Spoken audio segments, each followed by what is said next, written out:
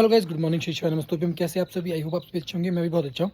तो आज सुबह सुबह नहा के फ्रेश होके खाना खा के हम जाने वापस अपनी कंस्ट्रक्शन वाली साइड पे, क्योंकि आप सभी को पता है वहाँ पे हमारा चल रहा है काम। जल्द हमारा बिजनेस शुरू होने वाला है। तो फटाफट से उस काम को खत्म करते हैं और अपने दिन की शुरुआत करते हैं आज फिर से उसी लोकेशन से।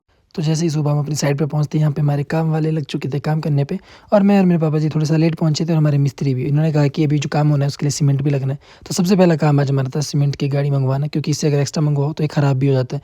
लेकिन अब काम तो होना ही है, फर्श का भी और बाहर भी। तो हमने मंगवा दिया, जो कि कट्टे थे 40 कट्टे सीमेंट के। तो जल्दी से जल्दी इन्हें यूज़ भी करना पड़ता है, अदरवाइज ये मॉइस्चर की वजह से ख़राब भी हो जाते हैं। उसके बाद आज काम अंदर हम कर रहे थे प्लास्टर का, जो थोड़ा सा बचा था। इसी के साथ बाहर भी थोड़ा सा हमारा काम था, जो कि आज फ्रंट क्लियर करना था। तो ये हमारे मिस्त्री है। जब भी मैं व्लॉग शूट करता हूँ आगे आके कुछ ना कुछ ऐसी हरकतें करते हैं। वैसे बहुत ही मस्त बंदे हैं और काम भी बहुत ही जेन्युइन करते हैं, बहुत अच्छा काम करते हैं। उसके बाद पापा जी और एक लेबर वाले बंदे बाहर काम करते हैं और मैं और मिस्त्री साहब आ जाते हैं अंदर काम करने के लिए, क्योंकि प्लास्टर की ये दीवार बची थी थोड़ी सी। बाकी बाकी पापा और दूसरे जो लेबर वाले थे वो बाहर काम कर रहे थे और हम अंदर इनकी हेल्प कर रहे थे आज इस काम को कंप्लीट करने के लिए। आज बाहर फ्रंट का काम भी कंप्लीट करना था, तो आज हमने जेसीबी ना बुला के खुद ही ये काम किया, जो कि मेरे पापा और ये लेबर वाले कर रहे थे। और इसका रीज़न ये था क्योंकि अगर मशीन यहाँ पे लगाते तो वो सारा वाइब्रेशन से पूरा ज़मीन हिला देता है। इसलिए आज ये हाथ से ही काम किया। और ये सारा क्लियर करने के बाद हमारी फ्रंट की बिल्डिंग की लुक कुछ ऐसी है, जो थोड़ा सा सामने से अब क्लियर दिख रहा है, जो कि पहले नहीं दिखता था, क्योंकि जो यहाँ पे शटर बना था उसकी वजह से लोकेशन कम थी। अभी साइड में जो दिख रहा है किसी का घर है, जिनकी घास पत्तियाँ दिख रही हैं। अगर ये भी क्लीन हो जाए तो काफ़ी अच्छा लगेगा। इसके बाद लंच के बाद हमारे पास हमसे मिलने आते हैं हमारे कुलविंदर जी, जो कि दिल्ली गए थे अपने सामान के लिए। तो आज काफ़ी दिनों बाद मुझसे मिलने आए थे। आज बाहर से हमने शटर उठा दिया जिसके अंदर हम सामान रखते थे। तो आज सारा सामान हमने कर दिया बिल्डिंग के अंदर, इसलिए शटर में ताला लगाना बहुत ज़रूरी है, जो कि हम पहले नहीं लगाते थे। और सामने आप देख रहे हो भैया को, जो कि रेडी में लेके जा रही लकड़ियाँ, जो कि यहाँ पे बांस का पेड़ था वो निकालने के बाद बहुत सारे लोग यहाँ से लेके गए थे। 2-3 पिकअप तो कोई और भी लेके गए थे, लेकिन चलो उनका भी फ़ायदा हो गया, ठंड में वो जला लेंगे। और हमारा भी फ्रंट पूरा का पूरा क्लीन हो चुका था। इसके बाद शाम हो चुकी थी और हमारे मिस्त्री लोगों को घर जाना था। तो हमारी कोई नोन यहाँ पे पापा जी की मिल गई थी, तो इन्होंने एज ए लिफ्ट इनको दे दिया और तब तक इन्हें भी पहुँचा दिया। अब बारी थी हम लोगों की भी घर जाने की, क्योंकि सारा दिन बहुत ज़्यादा हमने काम किया है। और आपको पता है जब काम होता है तो बहुत ज़्यादा थक जाते हैं, तो पॉसिबल नहीं होता व्लॉग्स भी बहुत अच्छे से बनाना। फिर भी आपको दिखाता हूँ। इसके बाद काम में हमारी अगले दिन थी छुट्टी, क्योंकि बारिश की वजह से भी काम बाहर का नहीं हो सकता था। तो मेरे पास 1-2 दिन थे, तो मैंने सोचा कि उन्हें अपनी दीदी से मिलने शिमला जाएँ, जो कि शिमला आई है। तो मेरा बहुत मन था उससे मिलने का भी। तो शिमला के लिए मौसम बहुत ख़राब था और मैं गया भी बाइक लेके था।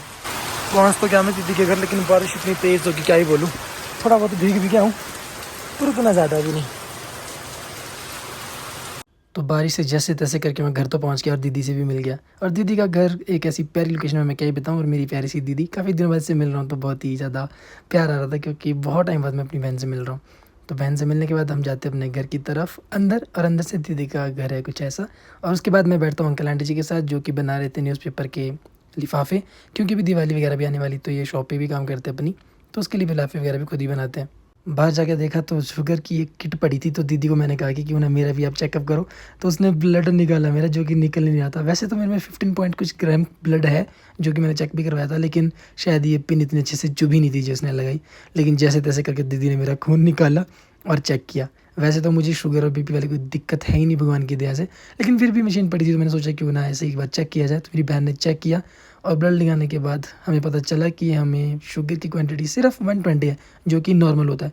तो हमें बिल्कुल भी इस चीज़ की कोई दिक्कत है ही नहीं, भगवान की दया से हम इस चीज़ से तो फिट है।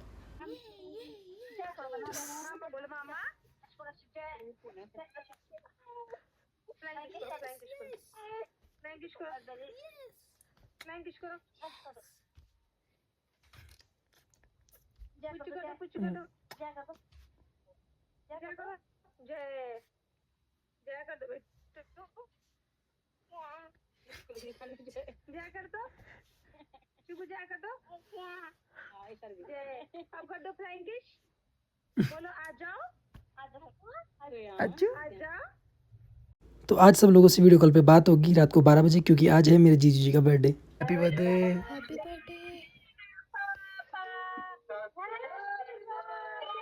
शिविका के हाल देखो, अपने पापा को विश कर रही। सबसे ज़्यादा खुश तो ये हुई है लड़की अपने पापा के जन्मदिन पे। जीजू जी का बर्थडे तो था, लेकिन जाना पॉसिबल नहीं होता, क्योंकि इतने नज़दीक भी ये लोग नहीं रहते हैं। तो सोचा क्यों ना वीडियो कॉल पे हम देख लें, क्योंकि आजकल मेरी बहन दीदी वगैरह नानी वगैरह नहीं चाहिए। तो हमने सोचा क्यों ना जीजू जी को यहीं पे विश करते हैं। और मैं और मेरी बहन आज वीडियो कॉल पे जीजू जी का बर्थडे मना रहे थे, जो कि जिसका केक भी सिर्फ हमारी शिविका ही काट रही। किसी का भी बर्थडे हो ना, केक हमारी शिविका ही काटती है, इसे लगता है इसी का बर्थडे है। कैसा है कृष्णा दीदी? लग रहा है पहली बार खा रहे हैं आप। लग रहा जल्दी कर तू। हैप्पी बर्थडे पापा। छील कर लिया था केक। हाँ लाया काम चॉकलेट शॉप से। बहुत टेस्टी। अरे बर्थडे बॉय को भी दिखाओ भाई, किसको खिला रही है। हैप्पी बर्थडे जीजू, मुझे लगा ऐसे तक कर हैप्पी बर्थडे जीजू। सोनी नहीं है बर्थडे बॉय। हेलो। तो रात को दीदी से सबसे बहुत सारी बातें करने के बाद हम काफ़ी देर से सोए थे, तो सुबह भी जल्दी उठना पड़ा क्योंकि घर पे काम भी बहुत होते हैं। उसके बाद मैंने मेरी बहन ने किया ब्रेकफास्ट, अंकल जी आंटी जी चले गए थे अपने काम के लिए। तो सुबह सुबह मेरे जो शाम के कपड़े गिले हुए थे बारिश की वजह से, सुबह वो दीदी ने बाहर छोड़े थे धूप में, लेकिन धूप आज इतनी ज़्यादा थी ही नहीं, बादल ही बहुत ज़्यादा। और शिमला का मौसम आप लोगों को पता ही है कितना ख़राब होता है। और यहाँ पर सबसे बड़ी प्रॉब्लम ये भी होती है कि यहाँ पर बंदर बहुत ज़्यादा होते हैं। अगर आप बाहर कपड़े ना देखो तो सारे के सारे कपड़े वो ख़राब कर देते हैं। तो मैं बाहर देखने गया था, लेकिन बाहर बंदर तो नहीं थे। तो चलिए सुबह सुबह का मॉर्निंग का लुक आपको बता दिए शिमला का कैसा होता है। और मेरी हालत आप देख ही रहो काम कर करके कितनी बुरी हो चुकी है। तो कल मैं आया था जब बारिश बहुत ज़्यादा हो गई थी, तो मेरे कपड़े सब कुछ भीग गया। तो मैंने सूखने के लिए छोड़े और बाहर कुछ और कपड़े रखे दीदी ने। लेकिन यहाँ डर है इन बंदरों का, और ये इतने खतरनाक बंदर हैं, धक्का मार मार के जाते हैं, डरते भी नहीं हैं। तो पूरा पेड़ हिला दिया। अब मेरे को मेरी बहन ने खड़ाया है बाहर डंडा लेके, आए तो इनको मारना होगा। अब बंदर तो यहाँ बहुत आ गए थे, लेकिन इन्हें भगाना बहुत ही बड़ा कंपटीशन होता है खुद में ही, क्योंकि ये इतने खतरनाक बंदर हैं ना, डरते ही नहीं। शिमला के बंदर सबसे ज़्यादा खतरनाक है, बहुत ही ज़्यादा डरावने होते हैं और बहुत बार खा भी चुके हैं यहाँ पे लोगों को। तो निकालना बहुत मुश्किल होता है। गाँव में अगर होते तो मेरे पास डॉगी होता, या फिर मैं बहुत ज़ोर ज़ोर से आवाज़ें या चीखें डाल के इनको भगा देता, जो कि हम लोग करते हैं अपने गाँव में भी अपनी फसल को बचाने के लिए। लेकिन शिमला में चीज़ें करना पॉसिबल ही नहीं होता, क्योंकि आसपास इतने सारे लोग रहते हैं, लोग भी सोचेंगे कि क्या हो रहा है। ऊपर से ये बंदर की जो वैरायटी है ना, ये गोरिल्ला बंदर, क्या इन्हें कहते हैं, लंगूर, लेकिन इतने खतरनाक होते हैं, देखने में इतने ज़्यादा बड़े और इतने ज़्यादा हैवी होते हैं। इनका वेट एक इंसान के वेट के बराबर होता है। ऊपर से डराने की बजाय, खाने की बजाय इंसानों को धक्का मार के जाते हैं। तो फाइनली अपने कपड़ों को सुखाने के लिए हमने आज चौकीदारी करी है। अब शिमला में कपड़ों को सुखाना कितना बड़ा चैलेंज है अपने में ही आपको पता ही चल रहा होगा। ऊपर से धूप भी नहीं लगती, इतना ईजिली कपड़े सूखते भी नहीं है। और शिमला के जो डॉगी भी होते हैं वो भी इन बंदरों को कुछ भी नहीं कहते, इनको भगा ही नहीं पाते, उल्टा डॉगी को यहाँ के बंदर खा लेते हैं। लेकिन फिर भी जैसे कैसे हमने सारे बंदरों को भगा दिया और अपने सारे के सारे कपड़ों को आज सुखा लिया। और उसके बाद बाहर का व्यू था कुछ ऐसा, क्योंकि आज फिर से बादल हैं और धूप बिल्कुल भी नहीं। शिमला में बहुत ही ज़्यादा मौसम बिगड़ता रहता है, बहुत बारिश होती है। क्या हो गया भाई, आराम कर रहा है डोगेश? ओ डोगेश भाई, ठीक हो भाई? ये कुमकुम किसने लगा दिया, भक्त हो क्या?